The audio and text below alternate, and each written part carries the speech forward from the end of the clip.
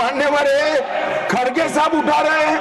ज्यादातर महत्वपूर्ण मुद्दों पर कांग्रेस पार्टी खड़गे साहब को बोलने नहीं देती है, पीछे से सारे को खड़े करती है और वो ये मुद्दा उठा रहे हैं। आपको इतना भी है नहीं, हमारा को हक है उनको बुलाने के। आपने बोल दिया। Please please please let him speak. आपको मौका मिला, आपने बोला। We think that you are impartial. Sir आप जज का काम कर, लेकिन आप हर बात को टोकते रहते हो। नहीं, आपको मौका दिया, बोला। अगर ये हम क्या यहाँ को खेलने आए क्या? आपने को मौका दिया, आपने बोला मैंने भी बताया कि मैंने मीटिंग में क्या स्पष्ट किया। तो आपने बात की, प्रधानमंत्री की बात की, इधर आपका स्टेटमेंट इसका काउंटर में लाया हूँ। प्रधानमंत्री को यहाँ माने प्लीज मान्यवर, इसीलिए ये विपक्ष की मांग और स्टैंड दोनों उचित नहीं है, क्योंकि बिजनेस एडवाइजरी कमेटी में ये निर्णय लिया गया था, चर्चा आप जितनी चाहोगी करेंगे, जवाब कौन देगा वो सरकार तय करेगी, माननीय प्रधानमंत्री की तरफ। मुझे मालूम है मान्यवर ये क्यों जा रहे हैं, मुझे मालूम है मान्यवर मुझे क्यों जा रहे हैं। वो इसलिए जा रहे हैं कि इतने सालों तक वोट बैंक प्रोटेक्ट करने के लिए, आतंकवाद को रोकने के लिए इन्होंने कुछ नहीं किया। ये डिबेट सुनी ही नहीं सकते, ये जवाब है सुनने।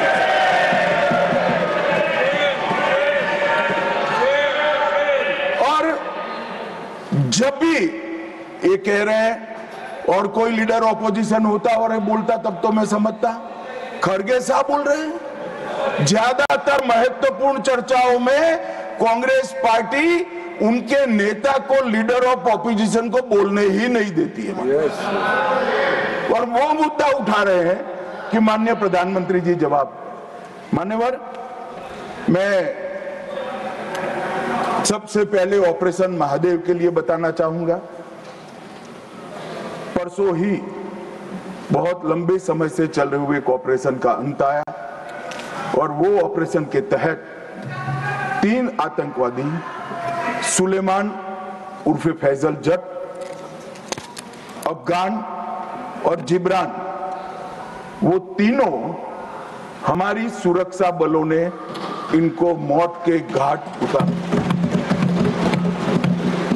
मान्यवर, सुलेमान ए श्रेणी का लश्कर तैयबा का कमांडर था।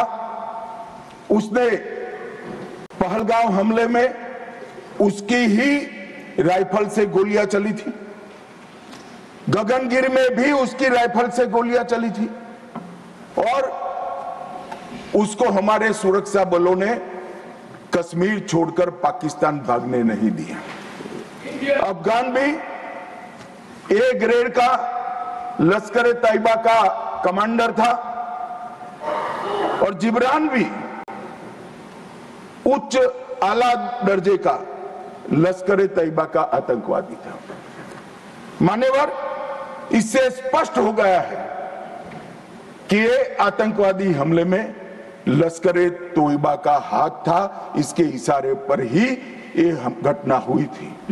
और साहब देखिए, प्रधानमंत्री जी ने सेना को जो हुक्म दिया ऑपरेशन सिंदूर में, मैं बाद में बताऊंगा, उसने लश्कर तैयबा के हेडक्वार्टर को छिन्न विछिन्न कर दिया।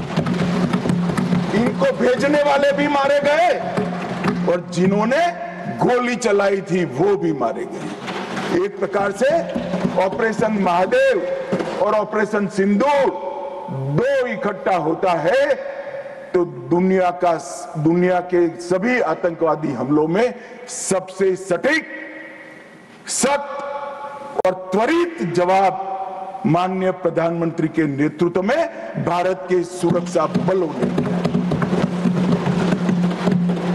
लश्कर तैयबा का आप सभी जानते हैं कि एक प्रतिबंधित संगठन है। कुछ ही समय के बाद इनके एक आउटफिट टीआरएफ ने जिम्मेदारी ली कि हमने ये निर्दोष नागरिकों को मौत के घाट उतारा है। मान्यवर, उसी दिन मैं वहां पहुंच गया था। सुरक्षा रिव्यू की मीटिंग हुई थी और सुरक्षा रिव्यू की मीटिंग में तय हुआ था कि आप जल्दी से जल्दी इनको पकड़िए, मगर उससे भी जल्दी ये लोग देश छोड़कर पाकिस्तान न भाग जाए इसकी चिंता करिए। इसलिए 100 दिन के बाद भी वो उपलब्ध मिले और मारे गए। मान्यवर, उनके पास से 3 राइफलें बरामद हुई। एक 19M4 कार्बाइन अमेरिकन राइफल है और 2 AK-47 राइफलें मिली। जिस दिन पहलगांव में घटना हुई, हमारे निर्दोष नागरिकों को मारा गया, उस दिन वहां से NIA ने खाली कारतूसों को कब्जे लिया था। इनके मारे जाने के पहले ही वो खाली कारतूसों का फोरेंसिक साइंस लेबोरेटरी में एक प्रकार से इसकी जन्म कुंडली निकाली थी कि कौन सी राइफल से चले हैं। और जब ये मारे गए, इनके पास से भी जो राइफलें मिली, फोरेंसिक साइंस लेबोरेटरी में चंडीगढ़ में रात को फोरेंसिक टेस्टिंग कर 100% मिलान हुआ है कि इन्हीं 3 राइफलों का उपयोग किया गया था, जिसमें से 44 कारतूस AK-19M4 के थे और 25 कारतूस AK-47 राइफल के थे। इसलिए अब कोई बहस भी नहीं बची है, कोई शको सुबह भी नहीं बचा है कि इन्होंने मारा था या नहीं था।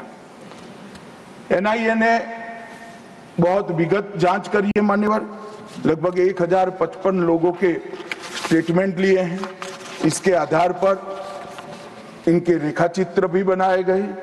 उसके बाद ट्रैकिंग करते हुए 2 दिन जिन्होंने इनको आसरा दिया था, वो ढोंक के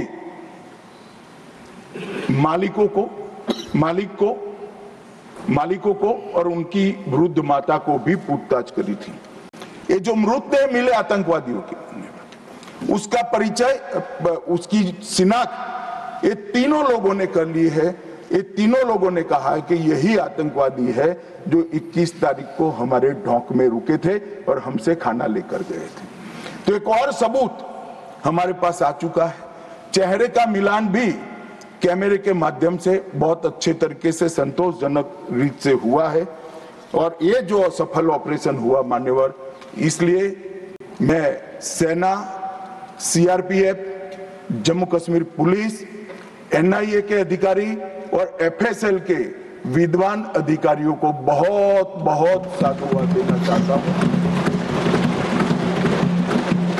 और ये जो ऑपरेशन चला मान्यवर, IB द्वारा 22 मई को, मतलब लगभग 1 माह बाद हमें सूचना मिल गई थी कि ये जगह पे टेररिस्ट लोकेट है।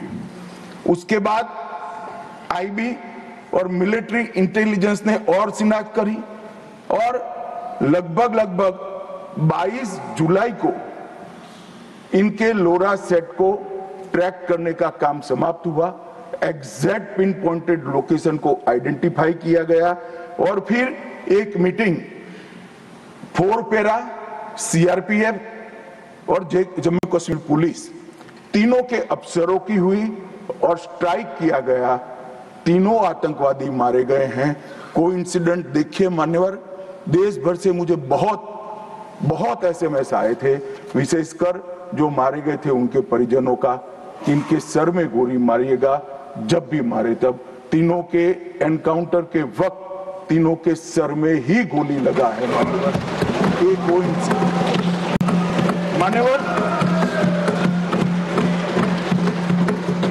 आज ये मारे गए 2 दिन पहले, अब बैठे नहीं हैं।